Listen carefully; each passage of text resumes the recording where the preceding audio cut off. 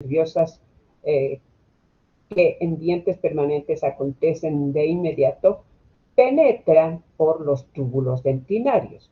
Entonces, esa es una razón por la que se justifica que en muchos estadios terminales las personas lleguen hasta este punto, dejen que los niños lleguen hasta este punto, sin casi sentir dolor. Por lo mismo, el punto síntoma, o sea, sensación de dolor, no es un indicativo de que esté o no esté en pulpa, de que esté o no en dentina. Pueden haber llegado a estados necróticos y no haber sentido nada, si hablamos de dentición permanente. O si hablamos de lesiones detenidas, como el caso de estos centrales, hay que diferenciar si son detenidas por la presencia de microorganismos que producen ácidos menos agresivos o por el contrario son toxinas de estos mismos microorganismos. Pero también las deberíamos diferenciar por aplicaciones externas de materiales que considera la gente que puedan detener las lesiones. Si vemos una característica así en nuestros pacientes, debemos examinar con muchísimo detalle la parte clínica, porque puede llevarnos a confusión y puede llevarnos a tratamientos equivocados. Aquí está, aquí tienen un caso. Si no sabemos distinguir los tipos, las variedades de dentina de defensa, podemos asegurar, este paciente tiene dentina de defensa, tiene un aspecto oscuro, un color oscuro, casi negro en algunos sitios, pero clínicamente a la hora de explorar la cavidad, a la hora de preguntarnos, ¿hay actividad o no? Pues vamos a encontrar sitios activos como este, altamente activos, detenidos como este o como este. Por tanto, no podemos hablar que ha habido un mecanismo de defensa absoluto. Y si erróneamente, como ahora hay una tendencia de hacer tratamientos menos invasivos, colocamos acá un material de obturación, con seguridad estamos dejando una bomba de tiempo para el paciente. Y lo peligroso de esto es, ya no este diente, ya no este segundo molar primario, el que está debajo. El que está debajo puede sufrir las consecuencias de una manera muy desagradable. Luego tenemos este. Aquí la diferencia de color es verdaderamente contrastante con este, aunque las tonalidades pudieran ser las mismas, pero la calidad en consistencia del material, del tejido enfermo es muy diferente. Y por tanto es necesario detectar, reconocer y recordar cuántos tipos de dentina y qué características tiene cada uno de ellos para no encasillarlas en una sola. Es dentina de defensa y hay quienes solamente defensa creen que es una dentina esclerótica. No es así. Hemos visto la diferencia y hay que recordar, aunque les pido mucho cuando les digo recordar, porque de la clase que doy en la semana ya nadie sabe qué es un prisma de esmalte. Y entonces a veces yo me cuestiono, ¿será necesario que ustedes se levanten de la cama o si no se levanten un sábado, lo mismo yo, o peor que no vengan a la facultad si además no les sirve la clase teórica? Entonces, es un cuestionamiento, pero verdaderamente fuerte para mí en este caso, que soy la docente. Y entonces asociamos radiografías y vemos esto. Supuestamente este era un tejido de defensa, una dentina esclerótica, la cual ha podido esforzarse y evitar que la lesión avance. No es cierto. Hay lesiones, hay áreas de tremenda actividad y la vemos justamente radiográficamente en la parte central del molar. Ha sobrepasado la furcación y ha llegado al espacio interradicular y lo que les decía, lo grave no es para este diente, es para este. Entonces, en vez de destruir dos, está la lesión por falta de atención odontológica, está comenzando a destruir el permanente. Entonces, esos son hechos que no deberíamos permitir. Esta siendo una lesión activa, La pulpa ante una lesión activa reacciona, se retrae, es como que se esconde, ya les he dicho muchas veces y muchas palabras se pueden usar al respecto. En ese intento de retraerse, de esconderse, forma dentina terciaria. Si esa dentina terciaria no es suficiente, la pulpa forma dentina esclerótica y provoca de todas maneras, aquí aparentemente no hay un contacto, pero es que la radiografía es un elemento, la radiografía periapical convencional, es decir, la cotidiana, no nos muestra el diente en masa, no nos muestra en cuerpo, nos muestra una lámina y los molares no son así, tienen mucho cuerpo. Y entonces podríamos decir la lesión avanzada por las foraminas que presenta el espacio de bifurcación está lleno de foraminas. Entonces cualquier exudado, cualquier contaminación ingresa al espacio interradicular y de todas maneras provoca una lisis del tejido óseo y aquí hay que hacer una endodoncia aunque no estemos visualizando radiográficamente el contacto. Pero aquí hay alta actividad bacteriana. El tejido es blando. O sea, son dos conceptos que no pueden dejarse de lado juntos, van de la mano. Por eso estoy pidiendo todo el tiempo examen clínico, diagnóstico, su radiografía. De otra manera no sirve lo que vayamos a hacer. Por lo mismo, brevemente vamos a hablar de lo que yo ya les dije antes, una asociación radiográfica para el diagnóstico. La imagen radiográfica es imprescindible, por tanto buscamos en una radiografía ver la extensión de la lesión, la profundidad de la lesión, posible imagen de tejido de defensa o con zonas de reactivación que son distinguibles por el color de la sombra. En una radiografía no hallamos colores como en la clínica. Este es un negro que parece más bien detenida por presencia bacteriana o es un negro que parece detenida por esclerosis total. Acá ya no, acá son tonalidades de grises. Entonces, eso es lo que tenemos que... Imagino que ustedes, después de llevar 2 años de radiología, pues tendrían que dominar esta situación. La imagen hay que verla de diferentes ángulos, pues se trata de sombras. Por eso se llama imagen en oscuridad, en sombra, con tonalidades diferentes. Al no ser siempre imágenes tridimensionales, en algunas lesiones la imagen puede provocarnos algún margen de error cierto, lo que les decía. Nos da una imagen plana, no nos da una imagen en cuerpo, excepto las tridimensionales, y a veces cuando no la están manejando bien los gabinetes de rayos X, incluso eso no nos sirve. Por eso, importante cuando decimos asociación clínico-radiográfica, en primer término va la clínica y se hace la asociación radiográfica. Sobre todo lesiones proximales, lesiones muy incipientes que no cavitan aún, pero son lesiones iniciales de todas maneras. Por tanto, pueden quedar sobredimensionadas o al contrario subdimensionadas. Por ello es necesario agotar recursos de imagenología, ya que las lesiones cariosas pueden ser diagnosticadas en cualquier nivel. Es necesario ver el estado de las áreas adyacentes. Esto, si estamos hablando de dentición primaria, ver áreas adyacentes como el espacio interradicular o espacios laterales son importantes.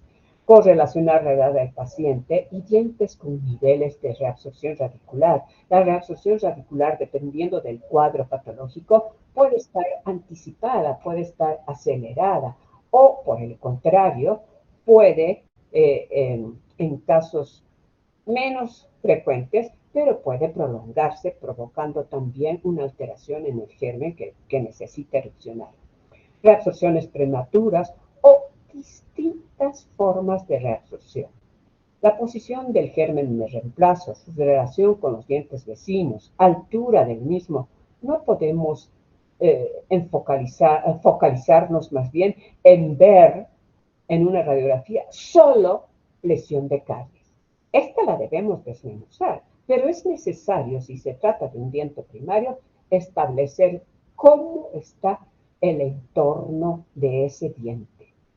Porque podemos encontrar formas de reabsorción radicular que nos pueden determinar si es posible o no llevar adelante determinada terapia pulpar, aunque el diagnóstico clínico nos sugiera, acá en este diente yo voy a hacer una pulpotomía, porque clínicamente se ve, primero, asocio la edad, no está en edad de cambio el paciente, definitivamente, veo a la ligera una radiografía periapical, no hay reabsorción radicular y hago el tratamiento.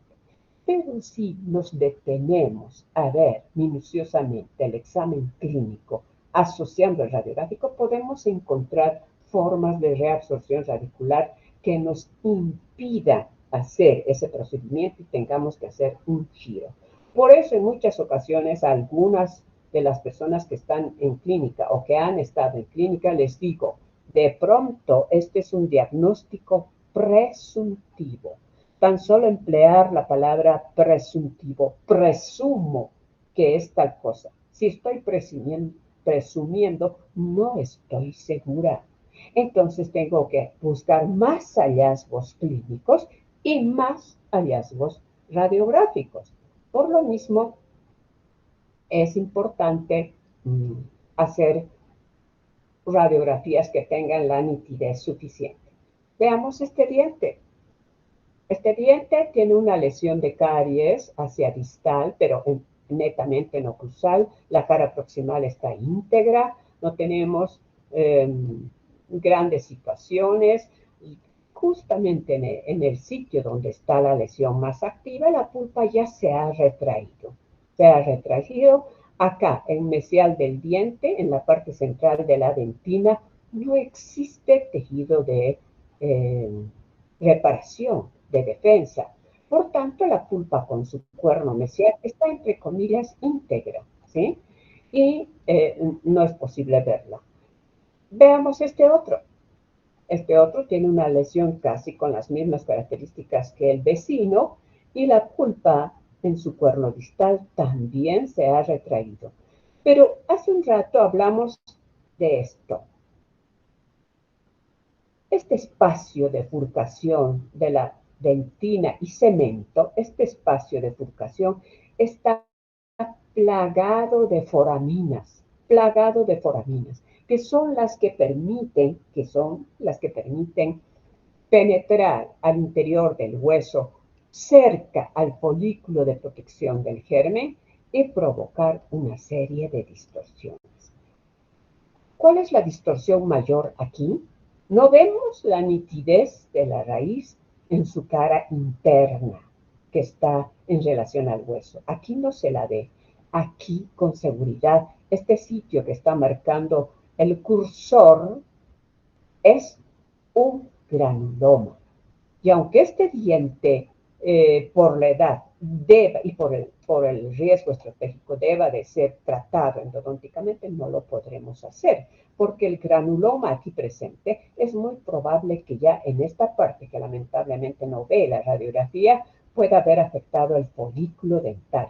¿Qué pasó? El sistema inmunológico de este niño ha creado tejido de defensa, no solo tejido duro, ha creado un granuloma, eso es un tejido blando capaz de defenderse frente a cualquier agresión y transformarse en patológico. Por tanto, la presencia de foraminas en todo el área de bifurcación, este es el área de bifurcación y este es el espacio interradicular.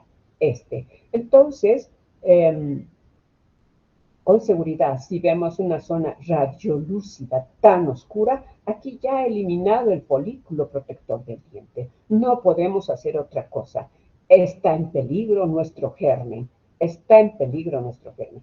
Y aunque el diagnóstico clínico nos sugiera un tratamiento pulpar, no lo vamos a hacer. Vamos a poner de inmediato un mantenedor de espacio. Y así en todas las imágenes podemos buscar en el espacio interradicular y ver las repercusiones de cuadros que aparentemente en una radiografía periapical no son distinguibles. Si solo, como en el caso de ustedes, miramos hasta aquí, hay o no hay contacto con pulpa, hay un leve contacto con pulpa, aparentemente en este caso es leve, apenas está penetrando lentamente, sin embargo, ya hay repercusión en el espacio de bifurcación.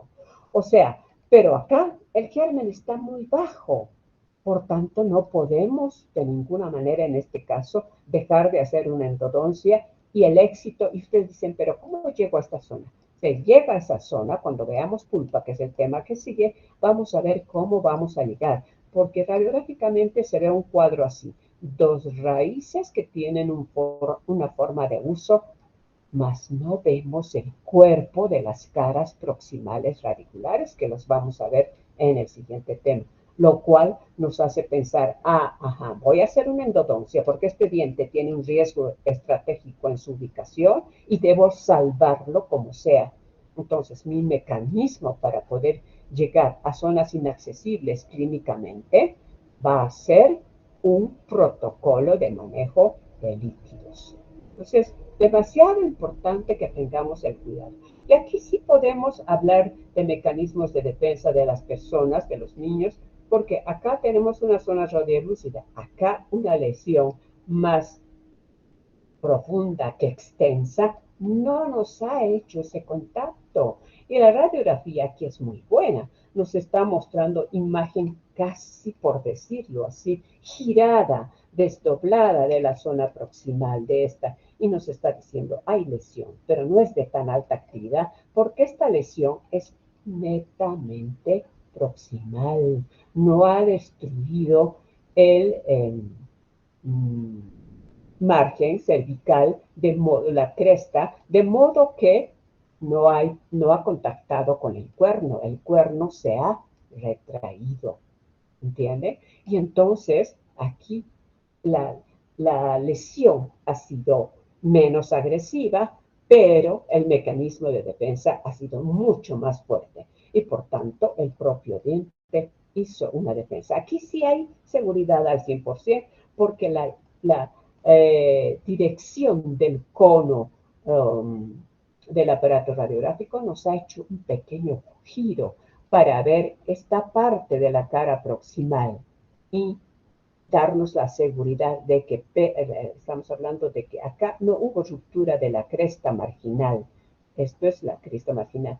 Y entonces, si no hubo, es una lesión netamente proximal, el pronóstico es mejor para este diente, es mucho mejor que en este caso, que aparentemente la lesión, pero la lesión ha sido invasiva de manera vertical. Acá no, el organismo ha reaccionado de una diferente manera. Por eso es importante. Y porque acá tenemos un germen bajo, expedientes de riesgo. El riesgo estratégico entre estos dos molares, es fuerte, más es mucho más fuerte el riesgo estratégico, aunque a alguien le haya hecho una obturación tan horrible, tan desbordante, que este. ¿Sí? Los segundos molares tienen mayor cuando veamos riesgo estratégico frente a estos, por tanto deben ser salvados. Tenemos un germen relativamente próximo, pero la lesión, les repito, no es tan agresiva. Podemos esperar a que el proceso fisiológico, aún habiendo una patología que la debemos controlar, no provoque alteración en esto. Pero dirán, ¿pero qué interesa? Interesa mucho la presencia de los dientes primarios para la seguridad, estabilidad, buen posicionamiento, integridad de los permanentes. Y claro, cuando no podemos hacer, este paciente es un paciente muy pequeño, una toma específica, una serie radiográfica, como les había indicado al principio de la materia, pues tenemos que llegar, las panorámicas no son radiografías específicas, pero no son útiles cuando no hay posibilidad de hacerles la serie radiográfica. Entonces podemos ver aquí lesiones tan agresivas, miren esto, son lesiones tremendamente agresivas, han destruido toda la pulpa cameral, la pulpa de los conductos, vayamos a saber si está vital o ya no, Lo mismo es en este caso, igual acá. Los molares están hechos talco. Y entonces necesitamos hacer esa asociación muy importante. ¿Qué es lo que a nosotros nos debe interesar? Bueno, lo repito, pero les repito con una frustración, porque yo hablo y parece que las cabezas están como esto, una estructura hueca, no se les queda nada. Sin embargo, de ser una estructura hueca, en los túbulos dentinarios tenemos ciertas características importantes. Están rellenos de líquido tisular de la pulpa, así como de prolongaciones odontoblásticas. Esta estructura tubular es la que define y convierte a dentina y pulpa en un verdadero complejo pulpo dentinario. Así que cuando ustedes dicen, tienen una lesión de caries, esmalte dentina superficial, no está tan profunda, no está tan activa, y ustedes dicen, bueno, le voy a poner, ¿cuál es el tratamiento? Una reconstrucción con resina.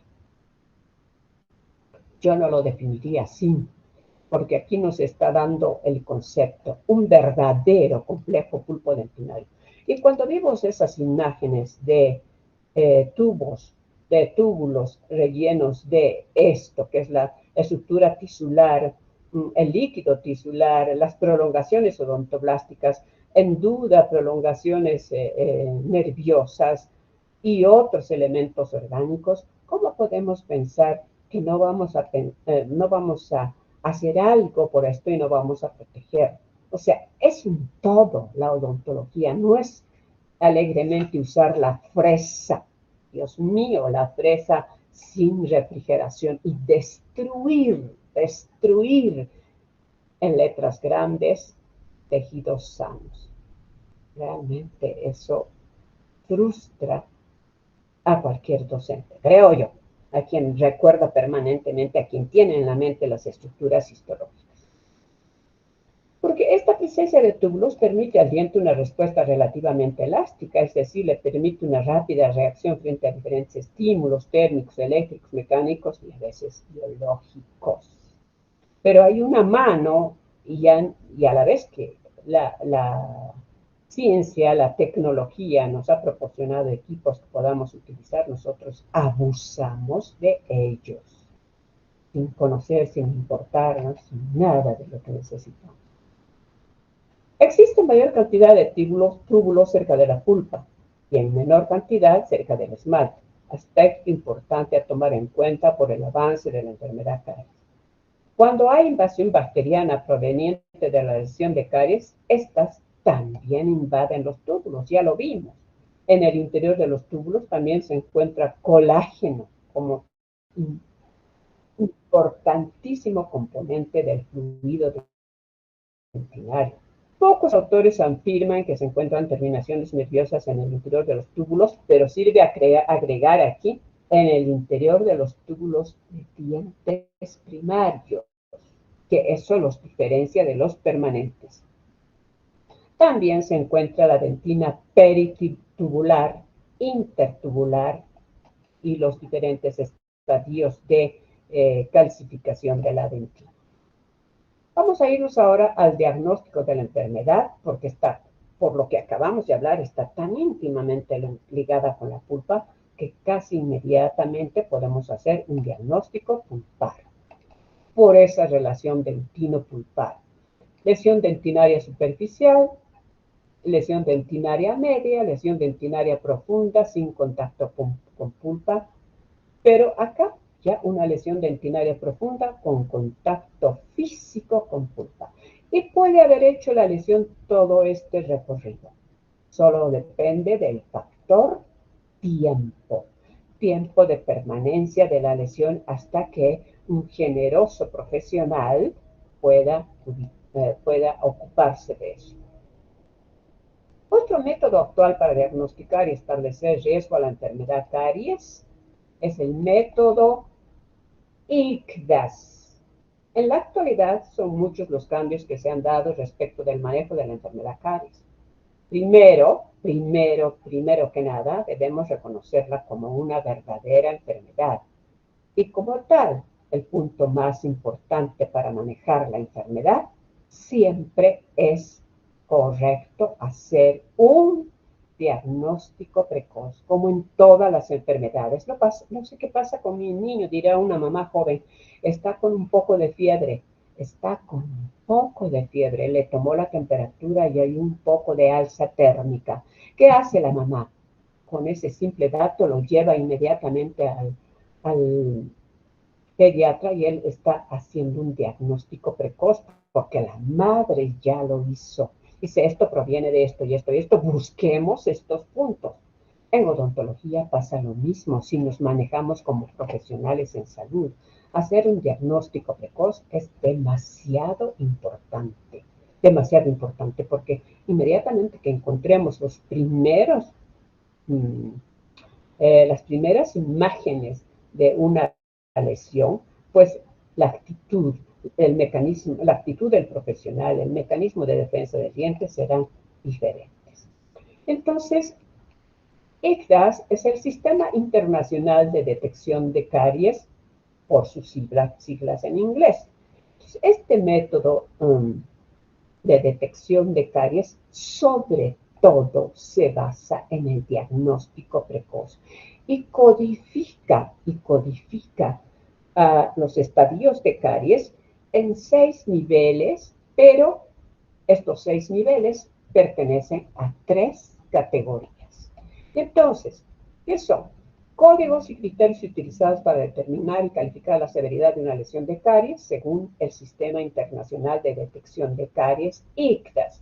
Y el autor fue el maravilloso Pitts en 2004. ¿Hace cuánto tiempo? Hace 20 años, no es nada nuevo. Este sistema tiene un rango o utiliza un rango del 1 al 6, dependiendo de la severidad de la lesión, pero está dividido en 3 categorías. Esos 6 niveles corresponden a estas 3 categorías. Por ejemplo, el estadio temprano de la enfermedad, en el estadio temprano de la enfermedad pertenecen el ICDAS 1 y el ICDAS 2. En el estadio de enfermedad establecida, instalada, están el estadio 3 y 4. Y en enfermedad severa están los estadios 5 y 6. O sea, son 3 categorías y 6 rangos de severidad. La detección y clasificación de la severidad de las lesiones proximales debe ser apoyada necesariamente con radiografías de alerta. Ya saben ustedes, las BioTwin para asociarlas al criterio clínico del IGDAS. ¿Por qué? Porque esas radiografías nos dirán, como vimos, una lesión netamente proximal sin involucrar lo fatal que es el cuerno, los cuernos en el caso de molares y que provocan inminente afectación a pulpa. Entonces, ¿cuáles son esas categorías? Primera, primer cambio visual en el esmalte. Solamente debemos verlas después de un prolongado y suave. Esta palabra yo debería ponerla entre comillas y debería ponerla con otro color, secado con aire o tan solo con algodón, generalmente dentro de los límites de una fosa y fisura. Esto es un ICDAS 1. Cambio visual. Aquí no dice cavitación. Cambio de color. 2. Cambio visual distinto a este otro en el esmalte. Puede ser color oscuro, y ese es un ICDAS 2. O el aspecto opaco. Entonces, ya no puedo decir que es directamente una afectación como ruptura en el esmalte, no. Cambio visual en el esmalte que es en color. Entre estas dos hay una correlación interesante, y entonces solo varía el color o el aspecto. No existe cavitación. Aquí tenemos un color oscuro casi siempre. Y cuando uno explora suavemente, más bien es tejido duro, pero con un cambio oscuro. No estoy hablando de defensa porque estamos hablando apenas de esmalte, ¿sí? En cambio, en el IGDAS 3, la ruptura, la cavitación localizada en el esmalte sin signos visuales clínicos de la implicación o compromiso de dentina. Estas también son lesiones tremendamente iniciales, porque en todo lo que hablamos, yo dije, hay una unión tremenda entre esmalte y dentina. Cualquier cavitación en esmalte casi de inmediato nos va a llevar a lesión en dentina.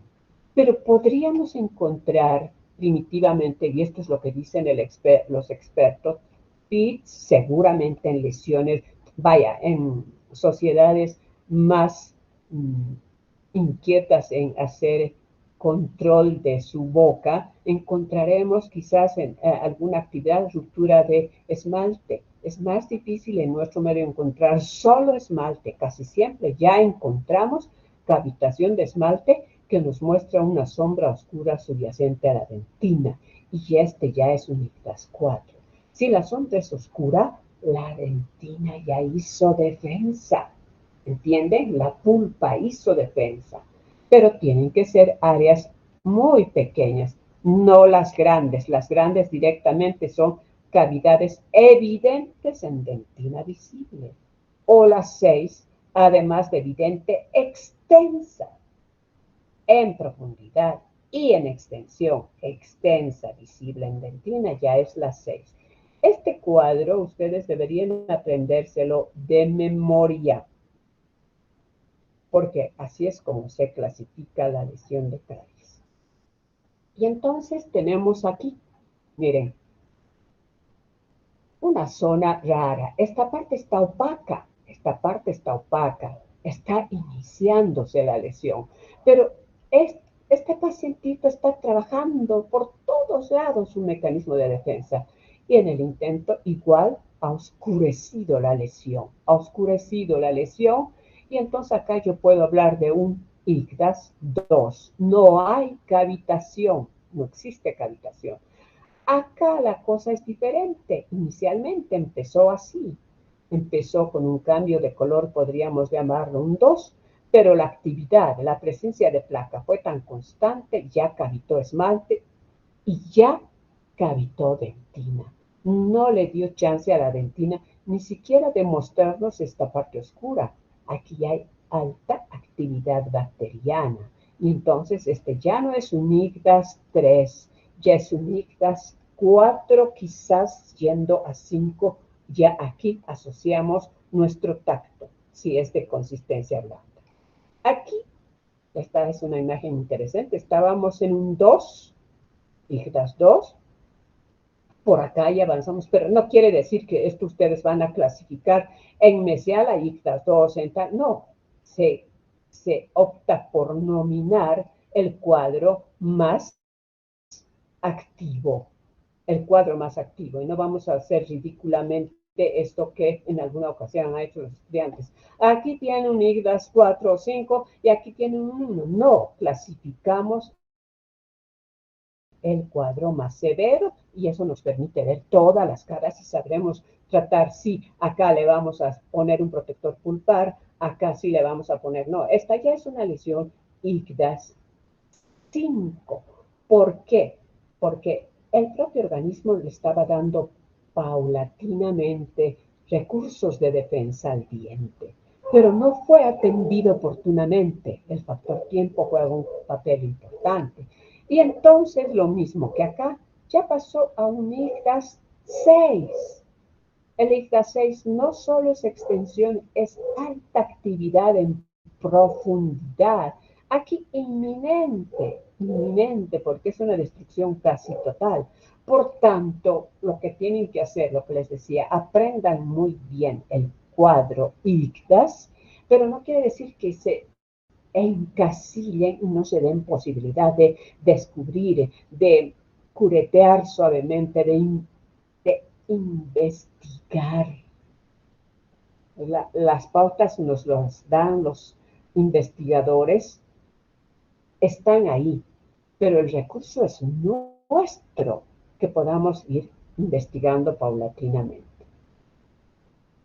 ¿Sí? Podemos encontrar las 1001 opciones. Hablemos de riesgo a la enfermedad. ¿Cómo definimos riesgo? Se define riesgo como la probabilidad de que un evento dañino pueda aparecer. Por lo mismo es importante predecir.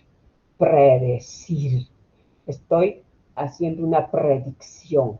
¿Qué es lo que puede pasar si este paciente, que aparentemente tiene solo un IGDAS 2, estoy prediciendo que puede convertirse en un 3, en un 4, en un 5, en un 6, porque sus factores de riesgo están presentes? Entonces, esto ayudará a que las medidas preventivas puedan ser dirigidas a aquellas personas con alto riesgo de cáncer. Y este paciente al cual le detecto que tiene lesiones IGDAS 2, tengo que cortar aquellos factores de riesgo que causan la enfermedad, sí o sí. No es un fastidio en la historia clínica establecer cuántos factores de riesgo presenta el paciente. Es una necesidad si quiero hablar de niveles de severidad de la enfermedad. Si quiero hablar de niveles de severidad de la enfermedad, tengo que ser predictiva, tengo que predecir, tengo que establecer qué es lo que va a suceder y por tanto tengo que manejar control de los factores de riesgo. Otras clasificaciones de las lesiones de caries, vamos a ir a estas ya rápidas porque estas en realidad no son otras clasificaciones, están dentro de lo que es IGDAS, pero son las nominaciones antiguas que se daban y hay quienes decían están clasificadas por su localización en fosas y fisuras, caras proximales, superficies lisas. Esto mismo, todo esto está dentro de la descripción que nosotros hacemos a la hora de hacer un diagnóstico. Es decir, nuestra lesión está ubicada solamente en cara oclusal, pero está abarcando esmalte, dentina, y hablamos de los niveles de profundidad, hablamos de la consistencia del tejido, del color, si quieren, diciendo es un color muy amarillo o es más, y el color muy amarillo nos da alta actividad, pero sin embargo el amarillo intenso, ya tornándose a un café claro, nos va a decir la dentina está muriendo. Dentina, la necrosis dentinaria, ¿sí? Así que no son para que utilicemos como sitios de clasificación, sino estamos viendo la ubicación de la lesión, sobre todo, ¿sí? La ubicación que interviene en cualquier código de clasificación que tengamos que utilizar. Y entonces, según los tejidos afectados, efectivamente, el siguiente punto es nominar qué tejidos están afectados. ¿Es solo lesión de esmalte o es caries de dentina, en la cual vamos a reiterar yo esas 3 o 4 zonas? La zona dentinaria necrótica, totalmente infectada. Esta va a estar muy por fuera de la lesión. Va a estar casi siempre en los márgenes y la parte superior de las paredes. La zona infectada, pero ya no necrótica, húmeda, activa, va a estar casi siempre en las paredes, la pared media y casi baja. La zona afectada va a estar en la zona muy baja. Ahí vamos a pensar que las bacterias han disminuido, está sobre todo desorganizada antes que muy bacteriana, y podemos encontrarnos la zona de dentina esclerótica en el intento fuerte de parar, o más pasiva, una terciaria, que esta es la que nos conviene, esta no, porque esta nos puede llevar a zonas de granulación. Y por último, la de cemento. Y ahí vamos a ir viendo una y otra figura. Desde un punto de vista clínico, la enfermedad puede ser aguda, está en signo de interrogación, porque no hay caries aguda. No hay. La enfermedad es una enfermedad de progreso lento, por eso siempre la caries es crónica, es de evolución lenta. La enfermedad de estas características, su incidencia es mayor en adultos, porque no se olviden que el tejido pulpar se va reduciendo paulatinamente en los adultos y se va calcificando, por tanto su evolución es más lenta. La lesión detenida, característica de la dentición temporal y adolescente. ¿Por qué? Por esa flora patógena que les dije, capaz de provocar pigmentos a través de sus toxinas. Las lesiones quedan detenidas porque esos microorganismos, con seguridad ahí encontramos Veillonellas, bacterias que pigmentan de negro, etcétera, que hacen cesar la actividad bacteriana. Y pueden ser dos variedades, por formación de dentina esclerótica o por cambio en la flora patógena. Por la coloración, esmalte blanco, superficie opaca, muy activa, y esta generalmente se inicia en su superficie. Es activa porque la mancha se va extendiendo, todavía no se cavita, ¿sí? Pero puede estar la otra, cubierta por esmalte liso y duro. Esta es una lesión detenida sin ser de color oscuro, sino es que el diente recién erupcionado viene a un medio agresivo, pero su recurso en el organismo es interesante, destruye la parte mineral en subsuperficie. Y si nosotros acá hacemos una detección temprana, codificamos la enfermedad, vamos a aplicar seguramente una buena proporción. No estoy hablando de cantidad, sino de consistencia en días, en semanas, en meses de las diferentes variedades de flúor. La mancha blanca con aspecto de tiza es remineralizable inicialmente. No todas. Si ya este aspecto de tiza ha llegado incluso a la superficie externa, que es la más mineralizada, es imposible que se remineralice. Es imposible. En cambio, la lesión oscura parda detenida, que ya está en dentina, por supuesto, no, el propio organismo intenta detenerla, lo que vamos a hacer es ayudar a ese sistema inmunológico de nuestro paciente, vamos a colocar un protector dentinario, de modo que ayudemos a que la lesión quede parada. Y la de color amarillento, claro, esa sí es muy activa. Todavía no ha necrosado, está en el sumum de la actividad, por decirlo así. Entonces, esta hay que retirarla urgentemente, siguiendo márgenes, paredes y piso. Entonces, la vamos y vamos a ayudar maravillosamente al diente.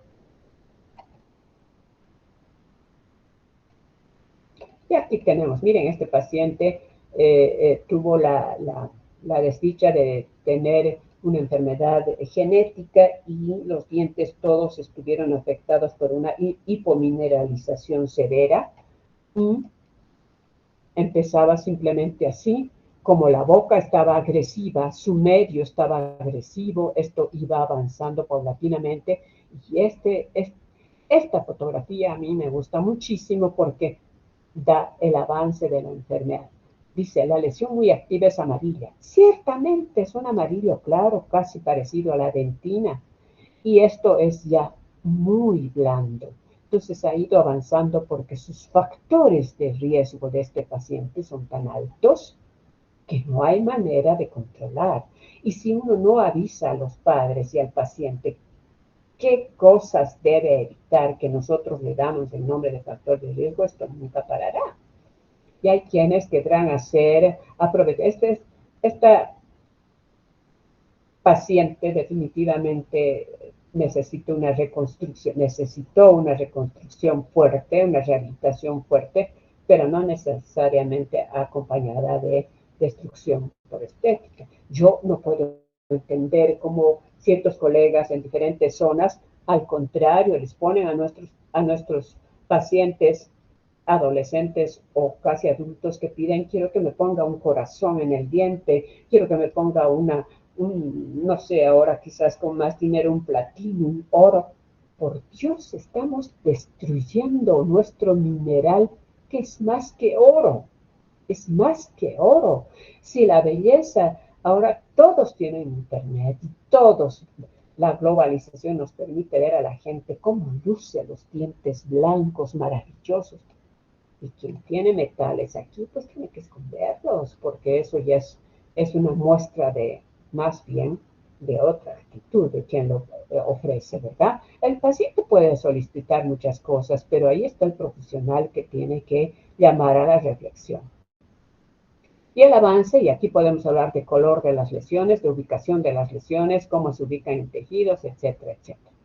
¿Ya? Que casi siempre está asociada y es para que ustedes revisen. Yo, un poco por vergüenza, no les he dicho a muchas y muchos de ustedes que vienen con las uñas largas, llenas de residuos, y quiere decir que en la boca están exactamente igual. Si yo veo a un niño que tiene mucho, es solo cosa de ver sus deditos, no les prestan atención. Pero está el profesional para decirle muy amablemente, mire, así como es esto, también acá. Entonces, no somos solo dientólogos, ¿sí? Otras variedades de lesiones, caries de la infancia temprana, edad susceptible 7 meses a 3 años, causada por lactancia artificial o materna prolongada, sobre todo nocturna. Cuando yo digo lactancia artificial o materna, dice, no estoy hablando de marca de leche. Siempre me dicen, toma la, ¿cómo es la leche que viene? Una leche, a ver, no sé si alguien sabe, la fórmula, dice, ya. No se trata de la marca de leche y de la composición de la leche, se trata de la forma de administrar lactancia, primero al bebé, al lactante, al bebé o al niño en su primera etapa de infancia.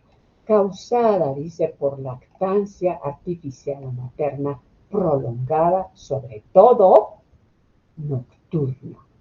Uso de jugos en biberón, falta de higiene adecuada, adición de diferentes endulzantes. Hay quienes les ponen al chupón un poco de miel, hay quienes les ponen al biberón Coca-Cola. Entonces, imagínense ustedes, si ese bebé, si ese niño en su primera etapa está con eso, no me quiero imaginar lo que va a presentar en cuanto a la dentición, que parece que todavía en nuestro medio no es un sistema importante, ¿sí? Y miren esto. Voy a pasar rápido porque no tapé los ojitos. Pero eso se dio en mi consulta, en mi escritorio, donde recibo a las madres para tomar datos y todo eso. Y el niño, la edad de ese niño, no voy a volver a mostrar la imagen porque no les puse los ojos tapados, ya eran 4 años yendo para 5. Entonces, fíjense ustedes qué irresponsabilidad de la madre. Pese a que, bueno, felizmente esa era una primera visita. Yo una primera visita les asigno un tiempo casi de 1 hora porque necesito hablar de muchos aspectos con los padres. Y casi esa hora me permite conocer psicológicamente el comportamiento de la madre, del niño, sus factores de riesgo externos incluso. Entonces, eh, si eso ocurre delante mío, pues qué bueno para que yo pueda llamar la atención, sugerir, informar de la manera más suave, porque yo a esa madre tengo que llegarle con criterios, no con imposiciones. No es como el caso de ustedes, ojo, se están formando. En la caries de la infancia temprana, o llamada también por lactancia nocturna prolongada, los principales dientes afectados son 51, 52, 61, 62. Ese es el orden. O sea, ¿quiénes van primero? Sector antero superior. Le siguen por la posición que adopta el pezón o el chupón, le siguen los primeros molares primarios, sobre todo los 2 primeros inferiores. Estos, al tener en la oclusión contacto con estos, que son los primeros molares superiores, se afectan en esa secuencia. No es que todos al mismo tiempo, no. Y paulatinamente se van afectando todos los demás, dependiendo de la edad del niño. La lesión se inicia casi siempre por palatino y cervical de los dientes, que es la forma como escurre. El chupón apoya por palatino, el pezón apoya por palatino y se va escurriendo por cervical de los anteros superiores y baja a oclusal de los molares inferiores, de los primeros sobre todo, y luego por contacto oclusal sube a los molares superiores primeros y luego el resto de la boca. Entonces, por eso es muy malo. La lesión se inicia casi siempre, la lesión es de avance rápido, está relacionada con factor tiempo y edad, ¿sí? Condicionante para el tratamiento es cortar el biberón o pecho materno de manera súbita. ¿Qué sabe qué voy a tratar? No, señora, no se trata de plantearse, lo voy a intentar. No. Cuando la mamá me dice, ¿cómo es? ¿Cortó, señora, el biberón? Estamos tratando. Mi mente está tratando, es decir, no lo está haciendo. El tratamiento de estos dientes se realiza de manera convencional, quiere decir tratamientos endodónticos, eliminación de paquetes vasculonerviosos, obturación, reconstrucción y para luego hacer un pulido. Hay que respetar los temas de crecimiento que presentan estas lesiones, pero obviamente cuando ya se ha terminado el tratamiento es necesario hacer la estética. Miren esto tan agresivo. Sí, porque en las coronas de la tricene también hay anteriores. ¿Y qué hacíamos antes? La cortábamos y le poníamos resina. Pero cuando una destrucción es tan severa y el cuello no nos permite, lamentablemente, porque acá las otras sugerencias, la alternativa, los padres hay que extraer. Estas son coronas preformadas, aquí no las van a encontrar jamás. Yo tengo estuches, pero ya no se las pongo, porque ahora se ha dado que las de circonia son mucho mejores, ¿no es cierto? Todo menos llevar postizos, dicen los papás, con esas palabras, entonces, pues hay que hacerlo. Otras variedades de lesiones, caries raspante, más propia de la adolescencia, lesiones características en sitios donde habitualmente no se presentan lesiones, como son los dientes 41-31, bueno, estamos hablando del sector anteroinferior. Ese es mucho más raro, es mucho más raro. Historial médico importante, consumo de sedantes, especialmente los adolescentes, hay consumo de sedantes, y ahí son los permanentes los que se afectan, porque hay una disminución en la secreción salival. O por último, las caries cervicales, que casi siempre se asocian al uso de biberón también igual, se presentan en cervical de los dientes, porque aquí encontramos nosotros, si tienen niños de esas edades, pequeños, de 2, 3, van a ver que está la línea neonatal, es una lineecita blanca que tienen alrededor del cuello del diente, muy blanca porque es poco mineralizada. Esa línea nos indica qué sectores del diente se formaron en la vida intrauterina y qué sectores post nacimiento. Entonces, esa es una línea, al ser poco mineralizada, es una línea lábil, fácil de afectarse, peor si ese niño está con biberón. Y el tratamiento es un tratamiento convencional, ¿no? Entonces, vamos a ver algunas reflexiones. La caries es una enfermedad. Es importante primero reconocerla como tal, una enfermedad. Porque cuando ustedes diagnostican, me dicen, tiene una pulpitis tal. O sea, la enfermedad caries no cuenta. Cuenta primero. Presentan síntomas y signos. Presenta episodios de reposo y agudizaciones. Hay coparticipación de muchos factores de riesgo. Su presencia puede involucrar a un importante tejido del diente, que es la pulpa. Por tanto, debemos saber qué hacer cuando está presente. Y por lo mismo es necesario diagnosticarla oportunamente, o lo que nos sugiere Pitts y todos los investigadores, diagnóstico precoz. Estos son los puntos que ustedes deben tomar en cuenta para eso. Y entonces, vamos a hablar de la conclusión.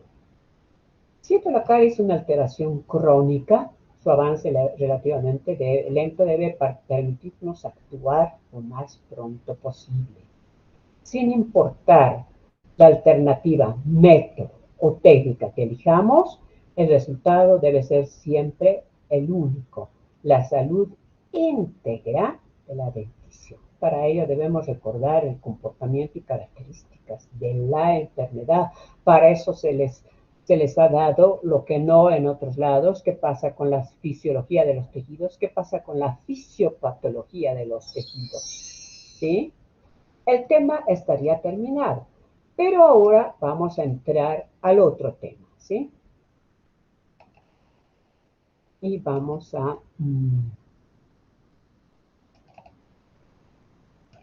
vaya, bien. Salimos de este y vamos a entrar al otro tema. Porque para este tenemos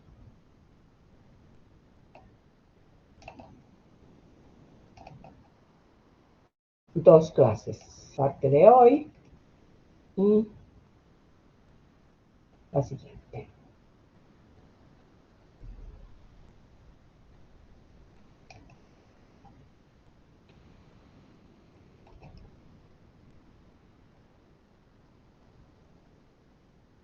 Son dos temas, en realidad estos yo los he puesto juntos, pero no los voy a dar juntos por ahora. El año pasado los di juntos, ahora no. Vamos a hablar solamente de patología y terapia pulpar y hacia septiembre seguramente o finales vamos a dar el último tema que sería lesiones traumáticas en odontología pediátrica. ¿Se ve la diapositiva? Sí, doctora, se observa. Ok, ya, no vamos a hablar de lesiones traumáticas, vamos a hablar únicamente de la pulpa dentaria de dientes primarios y permanentes jóvenes, ¿ok? Ya. La caries dental que acabamos de mencionar, y por eso se los quiero hacer el tema en conjunto, los traumatismos y los efectos iatrogénicos del tratamiento dental conservador, se los he puesto este último concepto entre comillas. Los efectos iatrogénicos del tratamiento dental conservador, me falta esta palabra, pero no quise ponérselas, actual. Lo que pasa es que la gente ha visto que es muy fácil rellenar, porque no le puedo decir tratamiento, las lesiones con algún cemento, entre comillas, conservador, aún estando todas las zonas del tejido afectado que acabamos de ver. Y entonces, pareciera que eso va a salvar al diente, va a salvar al niño de ese tormento que significa la anestesia o el equipo, y resulta que viene siendo peor cuando uno desconoce el avance de la enfermedad, cuando uno desconoce las características de los tejidos. Entonces, estas son las causas que van a provocar una determinada respuesta biológica en el complejo dentino pulpar. El tratamiento pulpar de estos dientes no solo debe rehabilitar su integridad, por el contrario, debe permitir que su ciclo de vida sea óptimo, cumpliendo todas sus funciones para las que está destinado. Yo he puesto hasta el 2021, sin embargo, hasta ahora eso no ha cambiado. El protocolo para los tratamientos pulpares en dentición temporal sigue siendo hasta ahora el mismo. Hay quienes han cambiado algunos materiales, están intentando, porque no les resulta fácil tratar a los niños, sobre todo a quienes se inclina por manejar niños sin ser especialistas, ¿no? Entonces, es necesario tener claro todo el primer tema que acabamos de ver. Entonces, diríamos que aunque nos ofrezcan conceptos o procedimientos nuevos, es necesario no olvidar que nosotros debemos aprender a colocar una correcta técnica anestésica, por ejemplo, cosa que cuando salen se les olvida o cuando están dentro también desconocen y por eso nunca podrán manejar niños de la manera adecuada. Establecer las indicaciones y procedimientos para cada uno de los tratamientos, revisión de innumerables artículos de la literatura relativos al tema y todo eso. No existen variaciones significativas que cambien los protocolos empleados o utilizados en las últimas décadas. ¿Ya? Así que vayan tranquilos. Vamos a empezar por cómo debe ser. Los temas a los estudiantes hay que dárselos en una secuencia que va iniciando de lo fisiológico a lo patológico. Esta es la pulpa, este es este maravilloso tejido, esta es realmente, esta pulpa fue de un paciente que sufrió una lesión traumática en un incisivo permanente muy joven, el cual tuvo que convertirse en un tratamiento endodóntico porque el tiempo el que tardó el paciente no pudo darnos otra pauta. Pero la pulpa, así como la ven, esta pertenece a un incisivo central. ¿Se acuerdan de un niño que tenía como una pequeña perforación? Ese era primario y nos mostraba que la endodoncia había sido en dos. Esta no es de ese niño, esta es de un diente permanente. Pero fíjense, lo que hacemos nosotros cuando hacemos la endodoncia y la radiografía plana, que no nos ayuda, nos muestra un conducto en forma de uso. No es esa así la característica de la pulpa, la vamos a ver. Pero este es este tejido maravilloso. La pulpa es un sistema de tejido conjuntivo formado por células, sustancia fundamental y fibras. Las células fabrican una matriz fundamental que se convierte en complejo fibroso, el cual es el producto del sistema. Este complejo está compuesto por colágeno, que es la proteína esencial para todo lo que viene después, reticulina y células esenciales. Esta es la pulpa y esta es otra pulpa, fíjense. Sus dimensiones, aunque la regla estuviera del otro lado, pues no llegan ni a 1 centímetro. Pero este tejido, este órgano, este tejido maravilloso como es la pulpa, sin tener grandes dimensiones, puede ser tan maravilloso como puedes para conservar los dientes como para provocar cosas que hasta puedan provocar muerte del paciente. ¿Cuáles son las células y otros elementos de la pulpa dental? Fibroblastos, odontoblastos, histiocitos o células errantes en reposo, porque pueden convertirse en macrófagos, que son células de defensa, células mesenquimatosas, tiene además células mesenquimatosas. Este punto es maravilloso, indiferenciadas o de reserva de tipo embrionario. Y entonces se pueden convertir en macrófagos, odontoblastos, fibroblastos u osteoclastos. Las células indiferenciadas o células mesenquimatosas, o como antes se las llamaba banco de células, se las llamaba bien banco de células, en la actualidad se han convertido en miento al decir en la actualidad, ya hace como 3 décadas o más, se han convertido en un recurso maravilloso para la humanidad cuando tenemos células embrionarias captadas del cordón umbilical de un recién nacido y que son células llamadas, antes se las llamaba también totipotenciales. Quería decir que podían convertirse en muchos tipos de células y después de tantos estudios se las recolectó para hacer un banco de células que le han dado un nombre interesante como son las células madre. Estas células madre tenemos en la pulpa dental. Y entonces esa época de apogeo de hace como 3 décadas o un poco más en el exterior, pero que este conocimiento nuestro, como 3 décadas, ha dado lugar a innovar tratamientos en cancerología, por ejemplo, en cáncer de piel, en tipos de leucemias, en algunos problemas nefrológicos. Es decir, que tiene esa capacidad de convertirse en otras células y reemplazar a las patológicas. Pero ustedes dirán, ¿y qué pasa? ¿Por qué no pasa eso mismo en la pulpa que está siendo invadida por cráteres? La pulpa hace todo su esfuerzo, mas no lo logra porque otro elemento biológico como es la microbiótica es fatal. Pero la pulpa trabaja tanto que hace que el sistema, muchas de estas de acá, los histocitos, son parte del sistema inmunológico, los leucocitos del niño, hacen lo que es mucho, una batalla para defenderse y no lo logran. Por eso entender la enfermedad caries es de absoluta importancia. Yo les digo, esta vamos a ver si, acá está. Otras células defensivas, los linfoides, que son realmente los que hacen el sistema, los linfocitos maduros, el sistema inmunológico.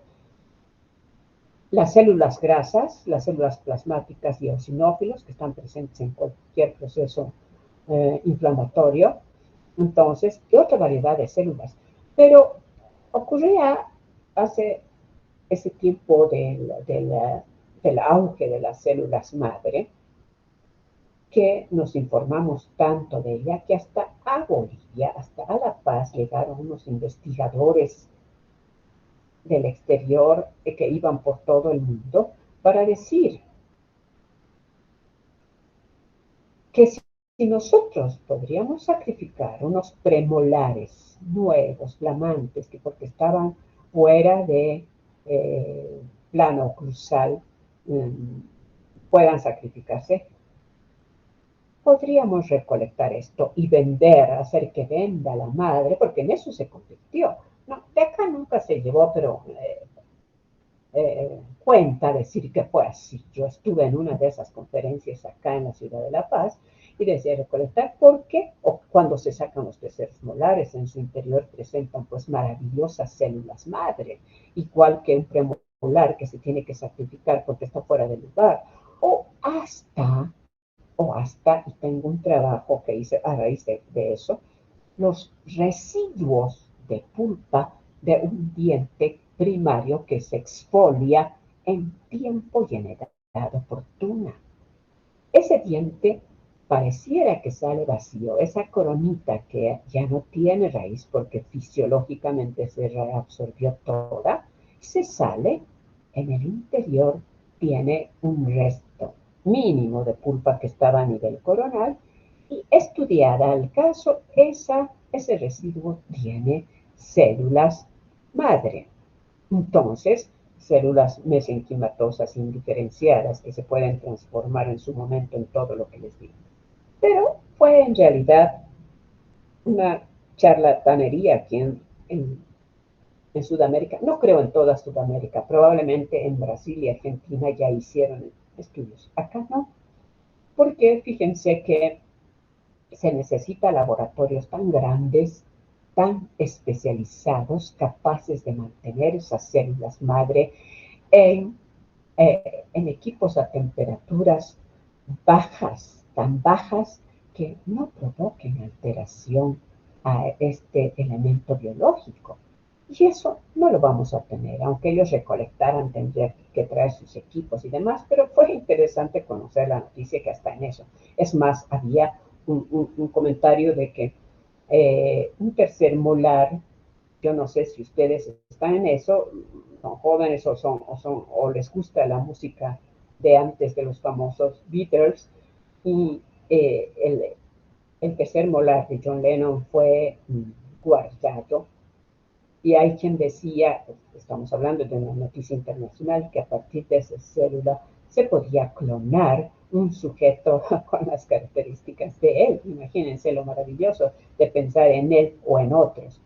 Pero fue la época en que se hizo la clonación de una oveja a partir de células madre también, obviamente de la misma especie, pero que vivió muy pocos años y se hizo y se logró la clonación. Entonces, yo les cuento estas cosas para hablarles de lo maravillosas que son las células que están dentro de la pulpa, a las cuales nosotros no les tenemos ningún respeto. El respeto se lo tenemos que tener desde afuera para no dañar esas células, trabajando adecuadamente la operatoria. La célula más específica, más especializada de la pulpa es el odontoblasto. Es una célula muy diferenciada, no son como las mesenquimatosas o células madre, que esas son indiferenciadas, por eso se pueden transformar. Se transforman también esas células en odontoblastos. Muy diferenciada, de origen mesodérmico, se encuentra en la periferia de la pulpa, justo la parte más externa de la pulpa que está en contacto con dentina para acudir al momento. Esencialmente productora de dentina por síntesis de aminoácidos, son células columnares altas en la corona, mucha dentina, muchos túbulos, células columnares bajas en la mitad radicular, menos diferenciadas y elaboran dentina más amorfa en la parte más baja. Y son aplanadas. Los odontoblastos son células aplanadas cuando estas están situadas en el ápice. Necesitamos más específicas, muy diferenciadas en el sitio más externo de la pulpa, que es en contacto con dentina. Entonces son así. Este es un esquema del maravilloso libro de Davis, tiene esta característica. Entonces se van aplanando mucho más hasta llegar al ápice. Las prolongaciones odontoblásticas cruzan la predentina para ir a ocupar los conductos dentinarios, llenándolos por completo, porque tienen un trabajo que cumplir muy importante a partir de la colágena.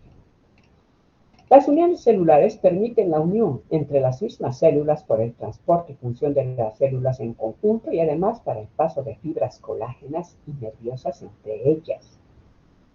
Tienen una función importante que es secretar sustancia fundamental y colágena, que genera 3 tipos de dentina básicos. Entonces, tienen en ese escaso sitio donde vive la pulpa múltiples funciones que cumplir. Por eso debemos hacer odontología preventiva. Otras células importantísimas son los fibroblastos, células fundamentales de la pulpa similar a cualquier otra en tejido conjuntivo. Función principal, sintetizar colágena y otras proteínas. Pueden también transformarse en odontoblastos, aunque eso puede estar algo en duda. Pero para eso tenemos las mesenquimatosas o células madre. Las fibras de la pulpa son de dos variedades, reticulares y colágenas. Carece de elásticas. Están en los espacios intercelulares, se pueden transformar también en colágeno. Todo lo que necesitamos en nuestra pulpa maravillosa es que trabaje mucha colágeno. Crea un retículo en la dentina sin mineralizar o pre-mineralizando, formando el esqueleto fibrilar de la dentina. ¿Sí? En pulpas jóvenes hay menos fibras. Con el envejecimiento de la pulpa se producen más fibras y por tanto menos capacidad defensiva de la pulpa. Cuando se extrae la pulpa se observa esa diferencia. Es más blanquecina, opaca, mineralizada. En el ápice porque es más fibrosa que en la corona y más cristalina. ¿Se acuerdan de esa pulpa? Son cristalinas, son maravillosas. Tiene también sustancia fundamental nuestra pulpa, y esta es parte del sistema de materias primordiales del cuerpo. Ataca la diseminación infecciosa, cambios metabólicos celulares, etc. Está constituida por proteínas asociadas con glucoproteínas y diversos mucopolisacáridos, los cuales se encargan de la retención de agua, enlazamiento iónico, distribución electrolítica durante la mineralización. Es un trabajo, pero de obreros lo que se hace ahí dentro. Intercambio entre circulación y células, así como medio para transporte de los nutrientes, medio para transporte de los desechos a la circulación eferente. O sea, es como cualquier trabajo celular importante.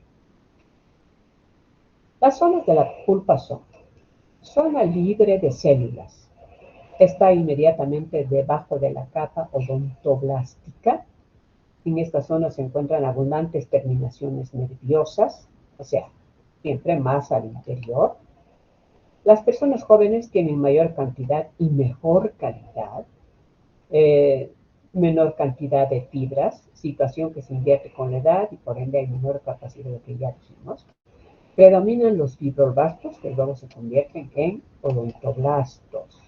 Y aquí tenemos una imagen histológica, una laminilla histológica que vemos el interior de la pulpa, donde están los vasos, están fibras nerviosas, están también la zona rica en células, que está muy cerca a lo que va a ser la dentina. ¿Tiene la pulpa la forma convencional del diente que la contiene? Es decir, como vemos en la radiografía. Vamos a verlo. Miren, hace muchos años, ¿qué será? Unos 25 más o menos, tuve el privilegio de ver un estudio tridimensional de la pulpa, así. Y esto fue hecho en la Universidad de Stanford por un investigador llamado Paul Brown, y nos mostró de manera maravillosa un diente extraído. Ahora ustedes dirán, este es un diente de un paciente mexicano, de un niño mexicano, que fue enviado por una colega muy amiga mía, la doctora María Girose, que me parece que ya no está trabajando en la universidad, pues se jubiló, y tenían un convenio con la Universidad de Stanford y enviaba dientes de niños extraídos porque allá, tanto como acá, se extraen muchos dientes. Ahora mucho menos que acá. Se extraen dientes y se enviaban a esta universidad. Ellos, con la asociación de un ingeniero de la NASA, hicieron un estudio de un material que, llenándolo en la cámara con unos conductos vacíos, se podía distribuir al interior de los conductos y endurecer como un plástico. Miren qué maravilloso.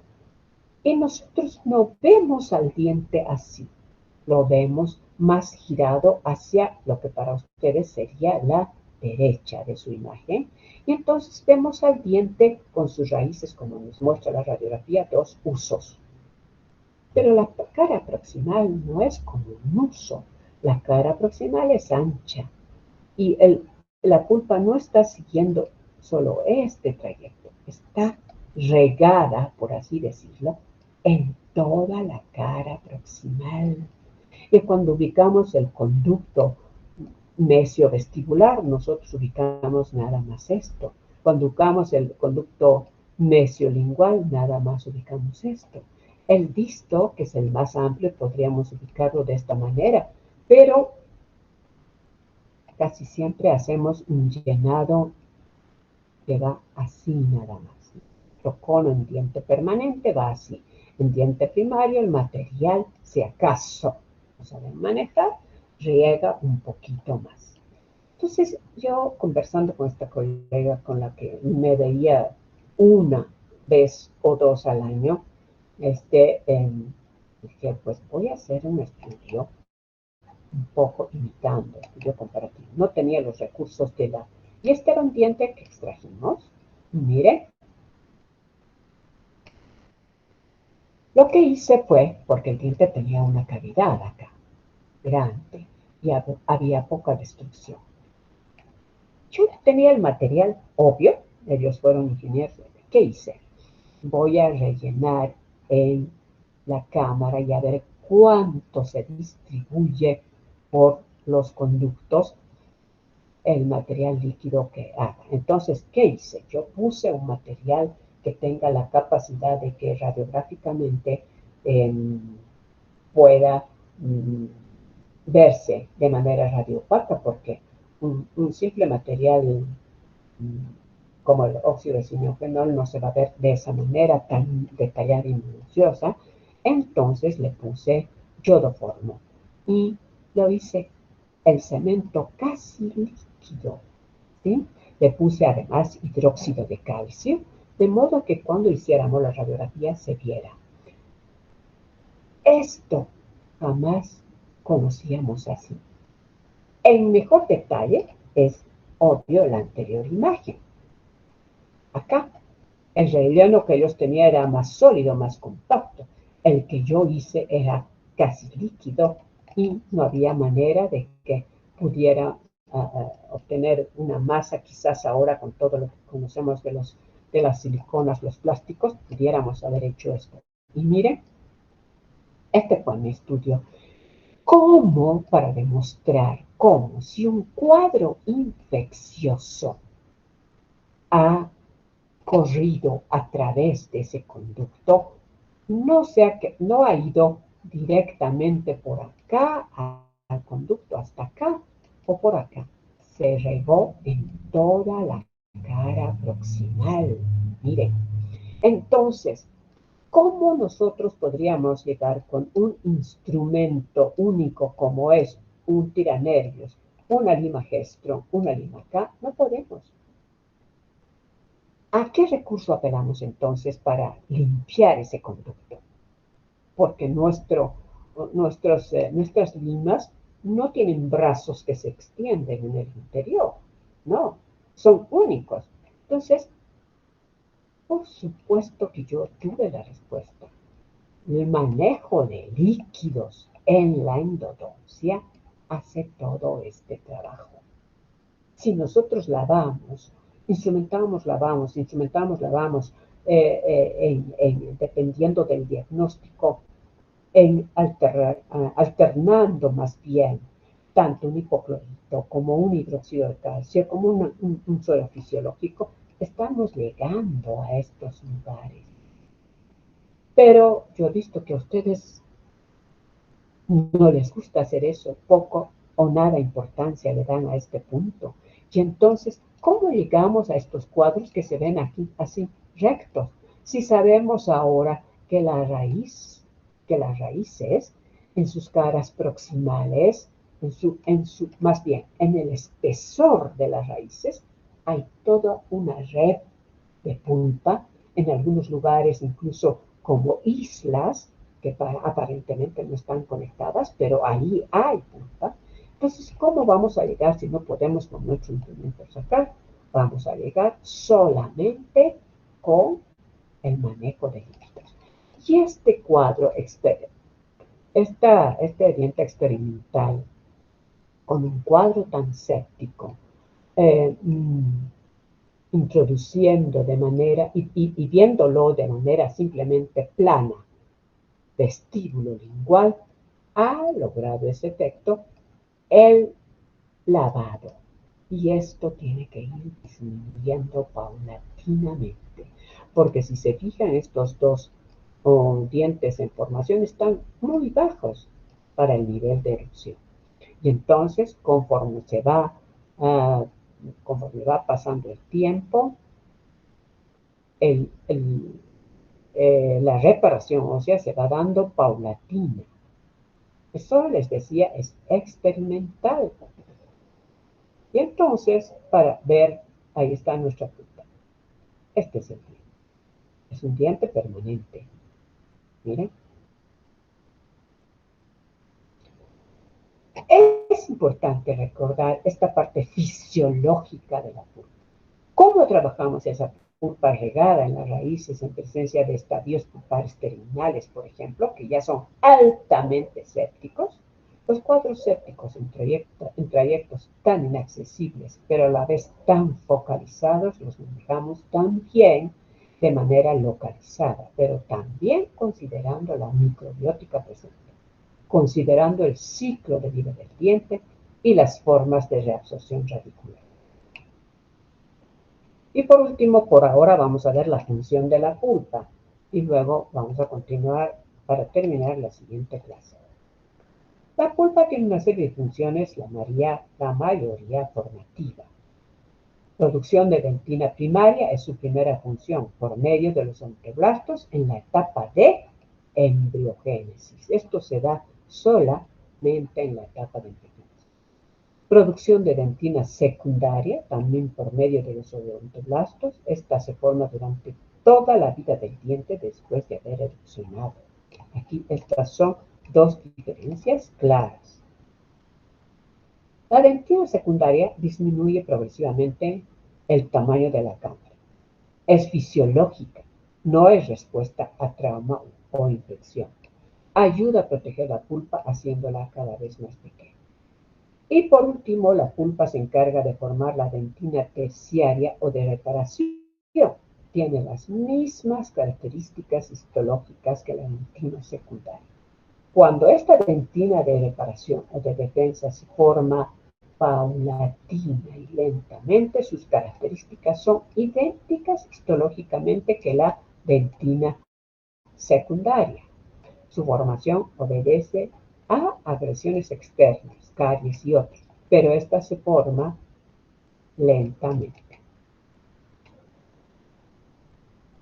Y ahí ese diente que habíamos hablado que se ve, la cara proximal, ha formado su tejido de defensa acá. Porque al ser una lesión proximal, viendo al paciente no tiene tantas lesiones, esta no es parte nuestra. El cuadro ha ido lento, ha permitido formar dentinas secundarias. Es un paso muy importante.